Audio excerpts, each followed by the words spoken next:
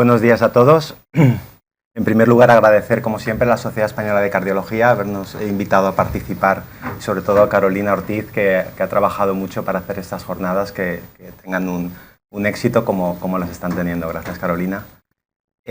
Para mí es un honor. Yo soy Lorenzo Fácila, soy cardiólogo del Hospital General de Valencia, y es un honor de compartir estos diálogos en enfermedad cardiovascular en la mujer con las dos coordinadoras del grupo de trabajo de mujer y enfermedad cardiovascular, o de salud cardiovascular mejor, ¿no? Que es Mila Pedreira, que es cardióloga del Hospital de Santiago, y Antonia Sambola, que es cardióloga del Hospital Vallebrón. Y también está con nosotros el doctor Pepe Gámez, José Gámez, que es cardiólogo del Hospital de Son Yacer de Palma, y que, bueno, sabéis que hasta hace un par de años era el presidente de la Asociación de Cardiología Clínica, y que, bueno, pues siempre a nivel institucional ha participado mucho con el tema de la enfermedad cardiovascular en la mujer. Aquí esto va a ser un diálogo sin diapositivas. Agradeceros a vosotros que os habéis prestado a participar en esto, y voy a hacer una serie de preguntas que van a ir respondiendo estos expertos, y cualquiera que se quiera unir también al carro, si quiere hacer alguna pregunta, pues bienvenida será. Vamos a empezar, si os parece bien. Voy a empezar por Pepe, el tema de la prevención, ¿no? Se ha hablado ya bastante, aunque, bueno, me gustaría aquilatar una serie de conceptos, ¿no? El tema de cuáles serían las diferencias, ¿existen diferencias en cuanto al metabolismo de los lípidos entre los hombres y las mujeres? Bueno, pues muchas gracias. En primer lugar, quiero brevemente sumarme al agradecimiento a Carolina en especial, y a Luis, y a todos los que estáis aquí, por acompañarnos. Sí que hay diferencias en el metabolismo de los lípidos. Es verdad que ya se ha estado hablando de prevención y factores de riesgo, pero hay unas diferencias que son clave y que están determinadas por nuestras diferencias biológicas, ¿no? Pues por nuestra dotación cromosómica. Las mujeres tenéis los cromosomas XX, ¿no? Por tanto, unas hormonas sexuales que son diferentes, que son los estrógenos, y hace que eso determine un perfil lipídico radicalmente diferente. De manera que en la época fértil las mujeres tenéis unas cifras de colesterol total más bajas, unas cifras de colesterol LDL más bajas y unas cifras de colesterol HDL más elevadas. Eso, claro, se contrapone totalmente con el perfil lipídico del varón. Sin embargo, eso cambia. Una vez llega la menopausia, ese estradiol deja de ser el protagonista, y por tanto eso cambia y pasáis a tener un perfil lipídico pues más desfavorable y más parecido al nuestro. ¿Y la patogenia de la arteriosclerosis también es diferente entre hombres y mujeres? Sí, es diferente. Ya hemos visto en la mesa previa que las mujeres pueden ir acumulando durante la época fértil una serie de factores de riesgo sexoespecíficos, ¿no? Determinados hormonalmente por esa carga de hormonas sexuales. Sin embargo, es a partir de la menopausia cuando empieza a acumular esos factores de riesgo más clásicos, diabetes, hipertensión, dislipemia, que generan una inflamación sistémica que se puede ver amplificada si además tiene alguna enfermedad autoinmune la mujer, como artritis reumatoide o lupus. De manera que se produce una inflamación sistémica a nivel vascular, a nivel endotelial, que empieza a generar unos cambios precoces de aterosclerosis de una manera difusa, y que va provocando o puede llegar a provocar clínicamente síntomas de angina, si nos referimos al territorio coronario. Angina pues tipo INOCA en inglés, ¿no? Y es verdad que esa aterosclerosis es diferente, es más difusa. La aterosclerosis más típica del varón, con placas focales, epicárdicas y obstructivas, puede aparecer en las mujeres de 10 a 20 años después, ¿no? Incluso, seguro que luego tenemos aquí expertas como Antonia hablará de eso, ¿no? La placa es diferente, ¿no? Hay más erosión de placa, embolización y, por tanto, infartos y lesiones obstructivas epicárdicas. Por tanto, la aterosclerosis coronaria sí es diferente. Podéis participar, Mila, Antonia, en lo que consideréis, ¿no? Hemos comentado también de factores de riesgo específicos en la mujer, pero en los clásicos ¿hay una afectación más desproporcionada de esos factores de riesgo en la mujer que en el hombre? Sí, sin duda. ¿Teniendo el mismo factor de riesgo? Es decir, los factores de riesgo clásicos son los mismos, pero actúan de manera diferente. Por ejemplo, brevemente, la diabetes tipo 2 pues es más lesiva en mujeres que en varones.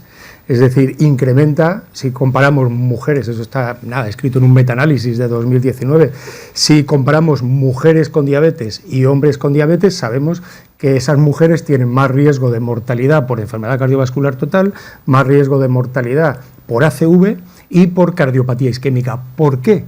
Pues porque aunque los varones desarrollamos una resistencia a la insulina a partir de edades maduras, de los 50 más o menos, que es superior a las mujeres, se sabe, y esa es una hipótesis bastante factible, que las mujeres desarrolláis resistencia a la insulina desde épocas precoces de la vida, prácticamente desde el nacimiento. Entonces, parece ser que estar sometido a esa resistencia a la insulina, aunque sea más ligera que la del varón, pero durante tanto tiempo, puede determinar que la diabetes sea más lesiva. La hipertensión, pues la hipertensión también se asocia con más riesgo de infarto que en los varones. Probablemente, pero se necesitan más estudios, las cifras de presión arterial normales en mujeres y en hombres quizás tengan que ser diferentes. Es decir, porque las mujeres tenéis cifras de presión arterial más bajas basalmente, pero se van incrementando más a lo largo de la vida. Los lípidos, ya lo he comentado, a partir de la menopausia cambia. El tabaquismo es más lesivo en mujeres que en hombres. Hay metaanálisis sobre eso que lo indican claramente. Hay más riesgo de cardiopatía isquémica que los varones fumadores. Es verdad que en el caso del tabaquismo no se sabe por qué. No se sabe si es un tema biológico, de afectación diferente de las sustancias tóxicas del tabaco sobre el endotelio, o si es por diferentes conductas tabáquicas, conductas que además se van a ver modificadas con la llegada hace menos de una década de los cigarros electrónicos, sin duda. Se ha hablado mucho del tema de los factores de riesgo específicos en mujeres y no vamos aquí a abundar más, pero un poco el paciente que tienes delante, mujer en este caso, que le pregunta siempre los mismos factores de riesgo, que si tuviéramos que elegir 2 o 3 en la anamnesis de preguntarle de esos 20 pacientes que tenemos, ¿cuál elegirías? Esos específicos. Hombre, me lo pones difícil porque todos son importantes y todos son los que tenemos que tener en cuenta, ya que, como se ha comentado, en las tablas de puntuación de riesgo no están para subir o bajar un escalón a la mujer, ¿no? Y empezar con estatinas o empezar con lo que sea. Entonces me lo pones muy difícil, pero bueno, el síndrome de ovario poliquístico, sin duda, no me cabe la menor duda, hay insuficiencia estrogénica. Siempre que hay cualquier tipo de insuficiencia hormonal, pues hay una androgenización, al menos relativa, y eso incrementa el riesgo. Cardiovascular, la menopausia precoz. La menopausia precoz aumenta el riesgo de cardiopatía isquémica, aumenta el riesgo de enfermedad cerebrovascular, y es mucho más frecuente de lo que pensamos. En el estudio Sirena, que analizamos las mujeres con síndrome coronario crónico en España, pudimos ver cómo de esas mujeres, más de 630 mujeres, un 6% tenían menopausia prematura antes de los 40 años, por lo tanto es un factor también muy a tener en cuenta. Pero también el cáncer de mama, las enfermedades autoinmunes no son específicas de las mujeres, pero claro, la frecuencia es mucho más elevada en mujeres, por tanto yo creo que seguro que esos 4, seguro. Bueno, nos ha fallado ya todo la prevención y llega ya la paciente con dolor torácico, urgencias. Antonia, ¿hay diferencias? ¿Es ríos de tintas que si las mujeres se manifiestan de otra manera? ¿Tú qué opinas? Pues es una pregunta clásica que yo te agradezco enormemente porque parece que siempre estamos hablando de lo mismo, pero realmente no existe una difusión a la población general, ni siquiera a los profesionales sanitarios. Porque esto es una pregunta que hacemos muchas veces, incluso a los residentes que vienen a rotar, cuando son residentes incluso de cardiología. ¿Esperas que las mujeres tengan los mismos síntomas cuando tienen un infarto que un hombre? Pues todas dicen, no, tienen un dolor más atípico, diferente. Pues esto no es cierto. El principal síntoma que define además y que tiene que hacer pensar en un infarto es el dolor torácico, y el dolor torácico aparece tanto en los hombres como en las mujeres. Hay un metaanálisis publicado del año 2019 que lo demuestra con más de 1 millón de pacientes, y en los que se ve que el 74% de las mujeres que tuvieron un infarto documentado tenían dolor torácico frente a un 78% de los hombres, y esto no hubo diferencias significativas. ¿Y esto qué quiere decir?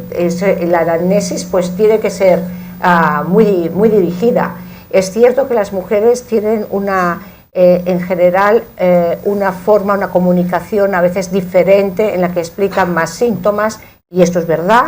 Suelen tener otros síntomas acompañantes como náuseas, vómitos, o sea, más síntomas vegetativos. El dolor puede irradiar más a las mandíbulas, pero nos tenemos que centrar en un síntoma específicamente, que es el dolor torácico. Si una paciente tiene dolor torácico, pues se ha de hacer las mismas exploraciones que se deberían de hacer a un hombre. No hay que hacer intuitivamente, bueno, tendrá artrosis, tendrá ansiedad. No, se tiene que hacer de una forma metódica. Y creo que esto es fundamental, es un concepto fundamental que tiene que mantenerse en la mente de los profesionales sanitarios y además difundirlo de forma importante a la población general, porque existe una contradicción entre las informaciones que van apareciendo en la prensa, y aparte confunden a las mujeres.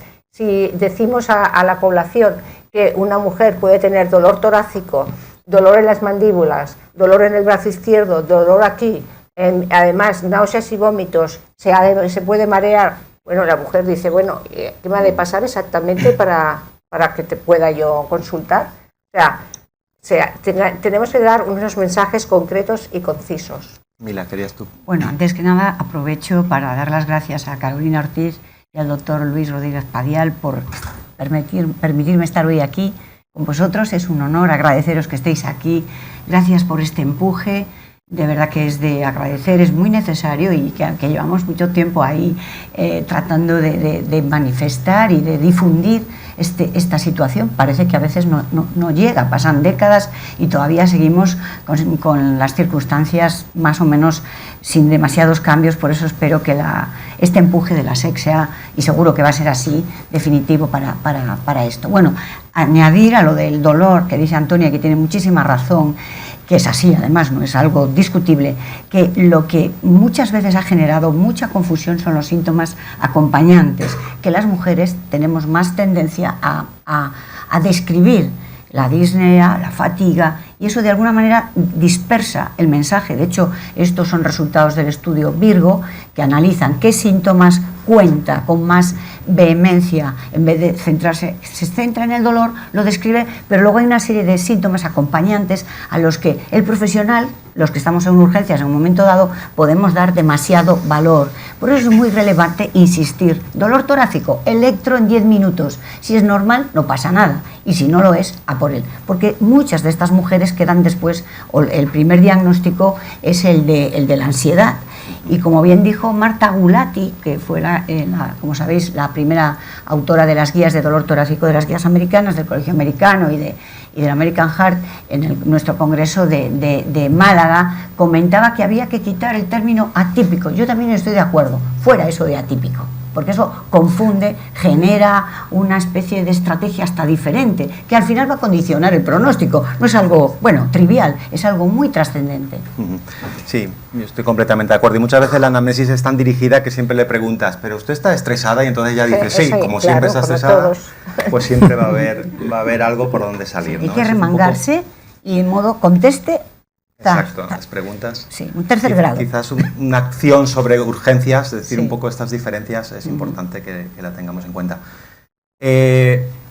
¿Mueren más del doble las mujeres tras un infarto que los hombres? Sí. Yo quiero hacer, antes de responderte a la pregunta, se me ha olvidado dar las gracias a Carolina Ortiz y a Luis Rodríguez Padial por este realmente esfuerzo y esta organización extraordinaria que están haciendo para darle realmente un empuje y generar un impacto en la sociedad sobre la enfermedad cardiovascular de la mujer, en la que llevamos bastantes años trabajando todos, y quisiera agradecerlo.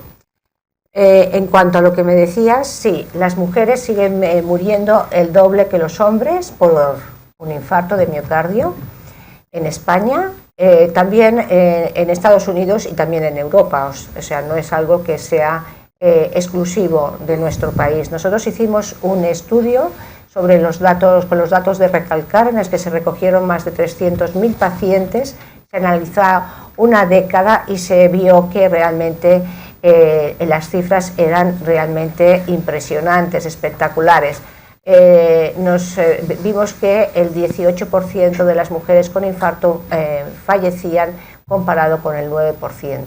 Hoy han presentado unos datos, 5-9%, no sé exactamente cuál es la fuente, probablemente esto fue del año 2015, hasta el 2015, probablemente han variado y probablemente la implantación del código infarto en todas las comunidades, en ese momento no estaban, pues puede haber tenido algún efecto. Pero lo que es cierto es que las diferencias siguen existiendo. Y esto es un problema muy importante que debería de resolverse y cómo podemos actuar, porque claro, van pasando los años y conocemos estos datos. En algunas comunidades dicen, no, bueno, nosotros tenemos otros datos. Bueno, sí, pero hay que reducir las inequidades, No puede ser que una mujer que vive al lado de un hospital terciario pues tenga más probabilidades de mejorar, una mujer y un hombre, que los que viven solamente a 100 kilómetros y que tengan mejor pronóstico. Entonces, yo creo que es importante reducir las inequidades entre hombres y mujeres y también interterritoriales, es evidente. Para esto, ¿qué podemos hacer? Uno, fundamental, concienciar a la población, a la mujer, en el autocuidado, de que tiene que consultar pronto y que su salud es prioritaria por encima de sus responsabilidades familiares. Y concienciar a la población y difundir los datos de la importancia que tiene la enfermedad cardiovascular como primera causa de muerte. Segundo, adiestrar o formar a los profesionales, concienciando y sensibilizándoles y además aportando información sobre la enfermedad cardiovascular, las diferencias que existen ya en la carrera de medicina y también en enfermería y en los sitios, en los espacios de emergencias. Es fundamental esto, porque además en las urgencias médicas es donde se realizan los diagnósticos y donde puede existir más un porcentaje mayor de fallos diagnósticos que al final acaban con unas consecuencias malas para las mujeres. Entiendo que los datos de diferencias de mortalidad están ajustados por edad, por comorbilidades, sí, etcétera, que es decir, que son claros y meridianos. Son claros. Estaban ajustados por edad y por comorbilidades. En otros estudios, estas diferencias entre sexos se han atribuido a que las mujeres son 10 años mayores que los hombres en todas las series cuando presentan un infarto y además que tienen más comorbilidades, son más hipertensas, más diabéticas, con más enfermedad renal, pero estos datos son ajustados por comorbilidades y por edad. Está habiendo un cambio de tendencia y estamos observando más infartos en mujeres por debajo de 55 años, con lo cual es un problema que estamos teniendo, sobre todo el diagnóstico, terapéutico, etcétera. ¿Esto a qué se debe? ¿Te atreves a decir cuál podría ser la causa? Sí, esto es algo que es un estudio, ha habido dos estudios muy importantes, uno en Estados Unidos y otro en Europa, que además coinciden con un número muy importante de mujeres, de más del 30%, y en los que se observa pues un incremento en la incidencia de infarto en mujeres de menos de 55 años, un 32% en Estados Unidos y aproximadamente un 20% en Europa. ¿Y por qué? Pues los factores que se asocian a este incremento son la hipertensión, la obesidad, la diabetes y el tabaquismo. El estudio americano apunta a la obesidad y a la diabetes, el estudio europeo a la mayor tabaquismo y a la hipertensión en las mujeres. Sean los dos, no sé cuál tiene razón, pero en realidad está en relación con los factores de riesgo. También es muy importante, esto además cada vez vemos pacientes más jóvenes, no solo mujeres, sino hombres con infarto en nuestros hospitales. Y esto es muy importante saber y conocer las cifras que manejamos en nuestros hospitales, en nuestra población, además de alrededor, no solamente los estudios generales, porque si no conocemos exactamente qué está ocurriendo en nuestra área, no podemos poner medidas de reducción para reducir estos eventos que aparecen, eventos adversos. En relación a las mujeres que tienen infarto, con menos de 55 años, pues todavía tienen peor pronóstico que los hombres jóvenes. ¿Por qué? Porque encima todavía nadie se espera que una mujer menor de 55 años vaya a tener un infarto. Por lo tanto, el diagnóstico se retrasa y el tratamiento, por lo tanto, también. Sí, yo quería apuntar en eso, que nosotros en nuestra base de datos de síndrome coronario agudo vimos la diferencia en la mortalidad también superior en mujeres y se relacionaba con el retraso.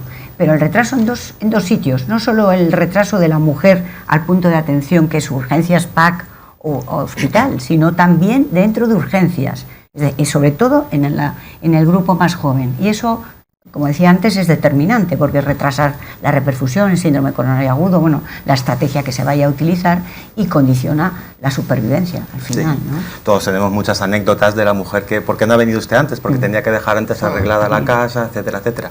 Y el hombre llama al 112 y está tirando por el suelo. Esto es algo habitual cuando tiene un dolor torácico. Bueno, no ha servido para nada lo que hemos hecho de prevención. Hemos tenido un infarto, ha sobrevivido. Prevención secundaria. Mila, ¿es diferente la prevención secundaria que aplicamos en hombres y en mujeres? Bueno, desgraciadamente es diferente, pero no porque tenga que ser diferente, porque la evidencia respalda que la estrategia debería ser la misma por la eficacia. Pero desafortunadamente, por razones que podríamos analizar punto por punto, pero no es el sitio ahora ni el momento, hay fármacos, por ejemplo, como las estatinas y otros, que es incluso la revascularización durante la fase aguda, pero vamos a ir a la fase ya de prevención secundaria, que se utilizan en menor porcentaje, algo que no tiene justificación tampoco, ¿no? Porque al final yo creo que cualquier profesional sabe lo que tiene que dar, sabe cómo tiene que darlo. Se ha apelado a los efectos secundarios que son más frecuentes en las mujeres, que es pues los dolores musculares, la cierta intolerancia, la asociación a veces en tallas pequeñas con el hipotiroidismo y la incidencia mayor de miopatías, etcétera, etcétera. ¿Vale? Pero todo eso está al alcance del conocimiento de todo el mundo. No es tan difícil buscar si hay miopatía o buscar una alternativa a una estatina determinada. Y sin embargo, al final, por decir un fármaco que es como básico, ¿no? El 30% solo se llevan estatinas. Pues cifras de este calado, ¿no? Que yo creo que son muy inquietantes. Los carteles estos que están ahí en el hall creo que son para pararse y darle más de una vuelta, porque tenemos mucha responsabilidad todos. Si sabemos esto, ¿qué? Tenemos que hacer algo más o cambiar las cosas. Y eso está detectado, informado, publicado. Entonces, yo creo que ¿qué sucede? ¿Vale? Pues si tenemos más efectos secundarios que limitan el fármaco, busquemos alternativas. Cierto es que a veces las dosis, por ejemplo los betabloqueantes, también hay que ajustarlas porque los niveles plasmáticos pueden ser diferentes y los efectos a veces secundarios también lo son. Pero eso tampoco es algo que sea tan difícil. Tenemos distintas condiciones biológicas que pueden condicionar distintas respuestas. Pues ajustémonos ahí.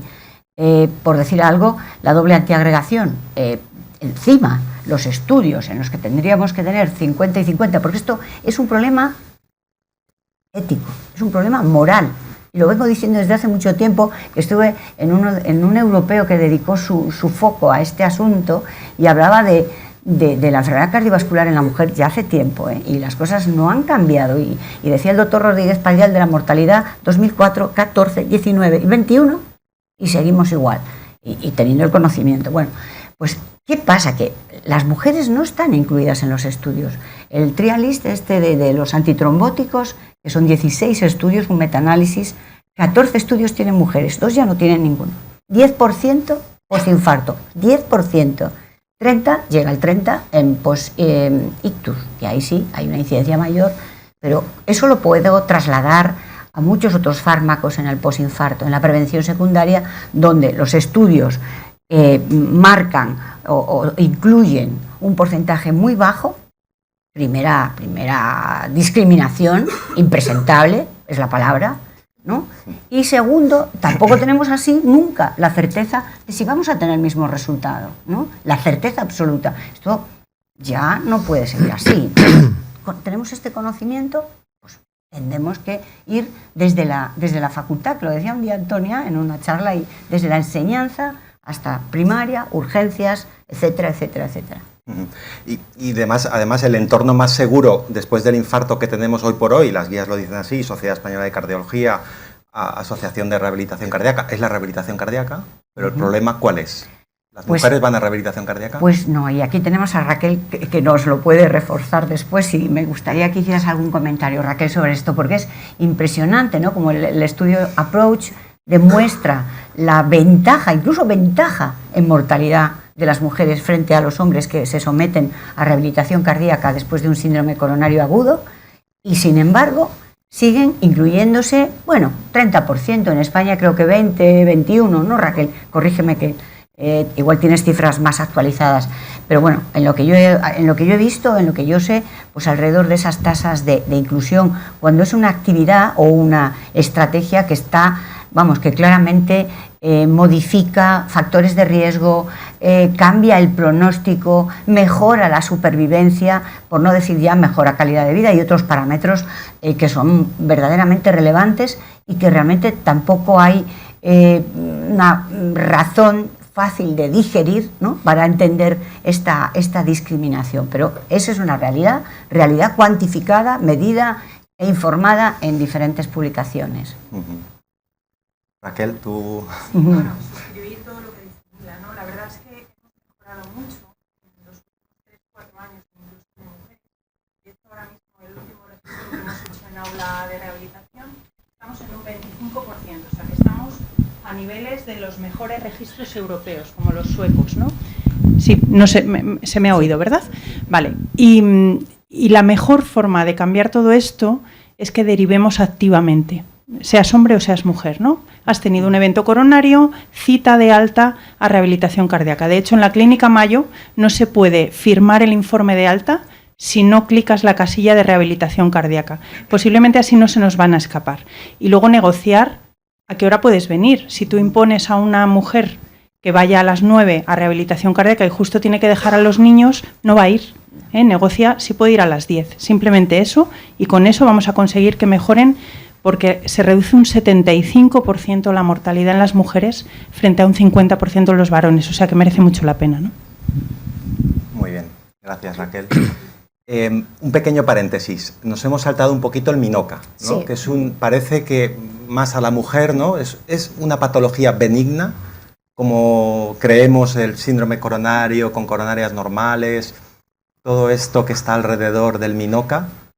¿Qué nos puedes aportar así de manera resumida? Te agradezco mucho la pregunta, porque realmente es una entidad a la que se ha dado muy poca importancia, porque realmente, además, los que trabajamos en críticos nos gustan los pacientes pues realmente críticos, que vienen muy mal, ¿no?, muy picados, y parece que los MINOCA no responden a este grupo de pacientes. Sin embargo, los MINOCA en algunas ocasiones pueden debutar con insuficiencia cardíaca, shock cardiogénico, y además también con paro cardíaco, cuando ocurre un vasoespasmo muy severo.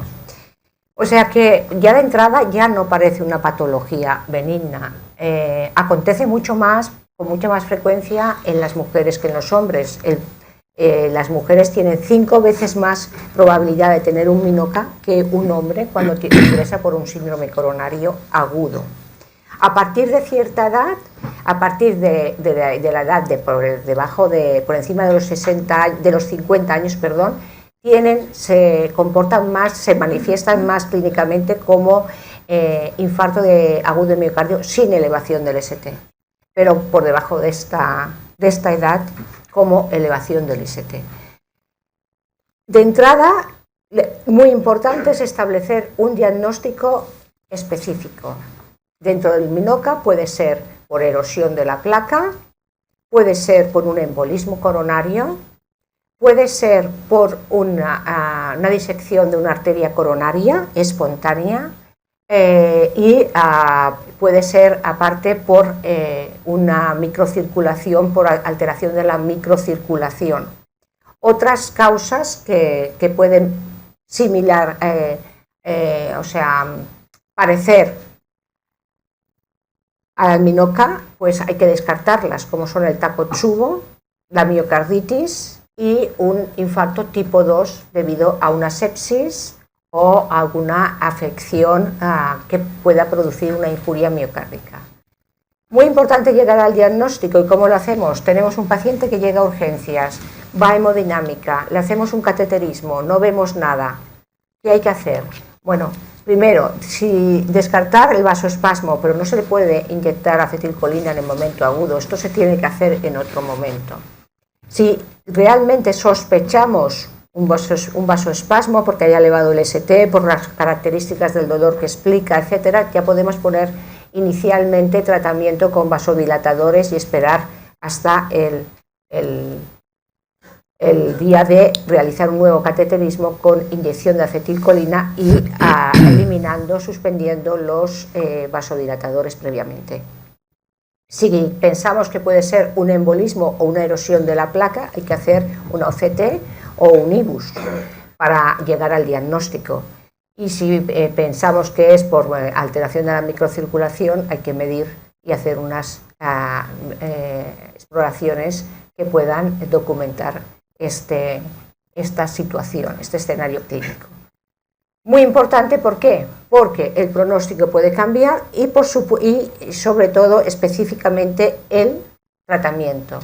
No es lo mismo tratar como tenemos que tratar un vasoespasmo que como tratamos una alteración de la microcirculación o como vamos a tratar un embolismo. Entonces es fundamental. Y el pronóstico en cuanto a mortalidad es aproximadamente igual, no inferior que un infarto con obstrucción coronaria, pero sí que tiene más posibilidades de reingresar por nuevos eventos isquémicos. Solo un comentario, Antonia. Cuando el test de vasomoción es negativo, ¿hacéis resonancia que a veces reclasifica un poco hacia miocarditis no detectada? Sí, claro, cuando no llegas a ningún diagnóstico, pues hay que hacer a todos los minocas. Si no tienes un diagnóstico específico, hay que realizar a todos una resonancia para descartar otras causas, es evidente. Independientemente de esto, también es importante para ver si realmente estamos ante un minoca. Muy bien, muchas gracias por el resumen muy concreto y la verdad que nos has aclarado muchas cosas. Vamos a cambiar de tercio, vamos a insuficiencia cardíaca, Pepe, si te parece bien. Sí. Bueno, diferencias entre hombres y mujeres. Aunque he visto a Marta Cobo por aquí, que luego hablarán de insuficiencia cardíaca, entiendo, pero bueno, no, sin ánimo de pisarle ninguna cosa. Cuéntanos un poco de diferencias en cuanto a la prevalencia, los tipos de insuficiencia cardíaca entre hombres y mujeres. La prevalencia es diferente y va pues por intervalos de edad. Los últimos datos de las estadísticas de la AJA publicados el mes pasado lo ponen de manifiesto, como lo ponen de manifiesto en cada edición, cada año. A partir de los 80 años, la insuficiencia cardíaca es más prevalente en mujeres que en hombres, un 11% aproximadamente, 4 puntos porcentuales menos en los varones. En el rango de 60 a 79 años, pues es más prevalente en varones. Probablemente, pues ya hemos comentado, por ese desarrollo de enfermedad epicárdica más tardía, en fin. Si es diferente, ¿desde qué punto de vista? Es diferente, yo creo que desde todos los puntos de vista. Por ejemplo, fisiopatológicamente. Fisiopatológicamente ya es diferente. La presentación es diferente. La mujer tiene más insuficiencia cardíaca con fracción de eyección preservada, en una proporción 2:1 respecto a la reducida. Y esto no es casualidad, esto es porque hay unas diferencias fisiológicas. Permitidme que me vaya a la anatomía. Nada, un breve recuerdo. Los corazones de las mujeres son más pequeños, tienen cavidades más pequeñas y por tanto tenéis unos volúmenes más pequeños, ¿no? Y además, desde el punto de vista funcional, pues desarrolláis más disfunción microvascular, ¿no? Así, a grandes rasgos. ¿Qué pasa? Fisiopatológicamente eso va a determinar que la insuficiencia cardíaca sea diferente. ¿Cuál es el principio de la insuficiencia cardíaca? Pues un aumento de presión, ¿no? ¿Cómo responde el corazón? Pues con la ley de Laplace, así de sencillo, ¿no? ¿No? Nos podemos ir al Guyton, al segundo de fisiología. Se produce un remodelado excéntrico, primero concéntrico, pero luego excéntrico, con mayor disfunción sistólica en los varones. Sin embargo, ese remodelado es concéntrico en las mujeres, se produce una hipertrofia concéntrica. Claro, eso que responde con la ley de Laplace no es gratis.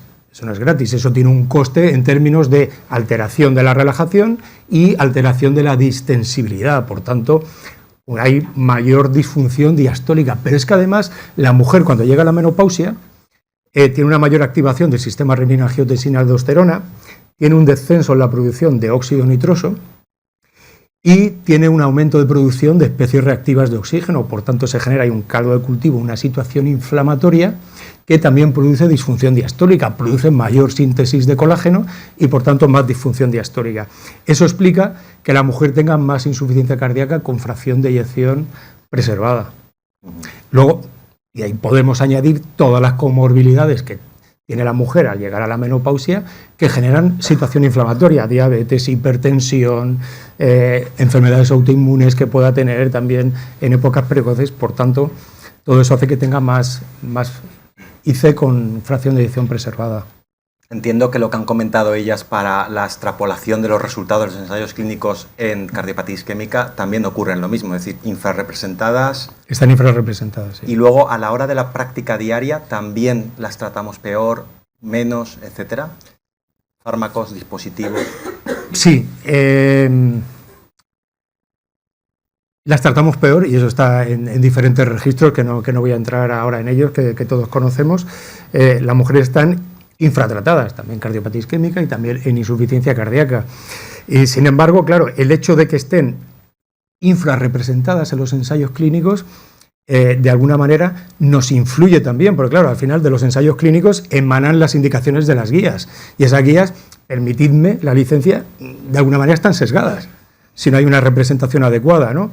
A eso habría que añadir que no lo tenemos en cuenta en los ensayos, cómo se comportan los fármacos en el organismo de la mujer. Es decir, las mujeres en líneas generales una menor antropometría, menores filtrados glomerulales, menor tasa de depuración hepática, alteraciones, cambios hormonales que también afectan a los fármacos, pues el embarazo, el climaterio, incluso el ciclo menstrual, menor expresión de isoenzimas de la citocromo P450, claro, todo eso afecta a la farmacocinética y farmacodinámica, y todo eso no lo analizamos. Entonces, claro, hay lagunas de conocimiento que hace que, bueno, que podríamos, es decir, además de prescribir mejor, podríamos tratar de una manera más adecuada a las mujeres.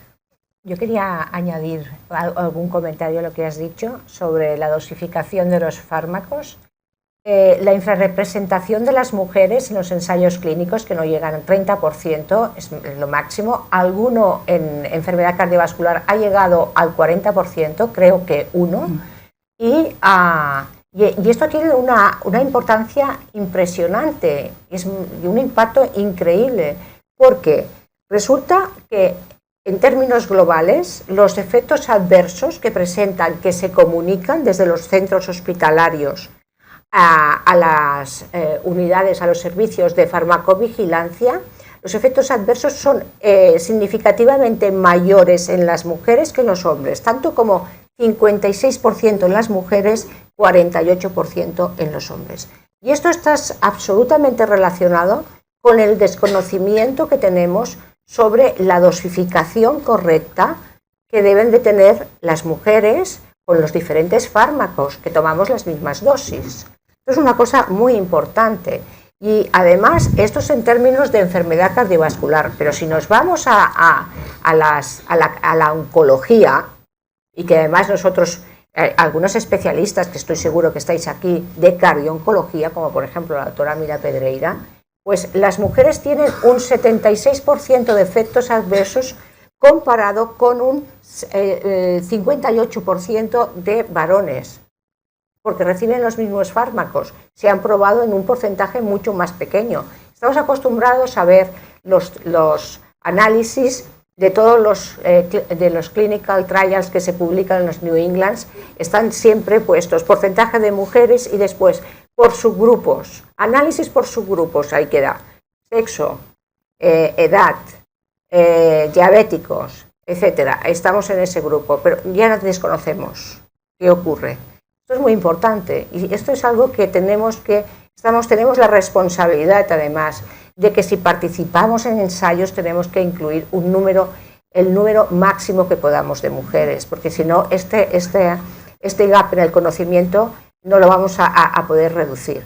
Por otra parte, una cosa realmente importante con respecto a los fármacos que utilizamos en la insuficiencia cardíaca, ninguno se ha probado en embarazadas, porque se están absolutamente excluidas. ¿Qué ocurre cuando una mujer embarazada tiene insuficiencia cardíaca? Pues que se tiene que estar todo el embarazo sin ningún fármaco terapéutico, excepto los betabloqueantes y los diuréticos, porque todos los demás están absolutamente contraindicados. O sea, esa mujer durante esos meses de embarazo no recibe ningún tratamiento específicamente terapéutico, excepto betabloqueantes, para tratar su insuficiencia cardíaca debido a una cardiopatía. Muy bien, es un panorama increíble y un poco desolador. Hemos empezado por la prevención. Has dicho que eres una experta en cardio-oncología.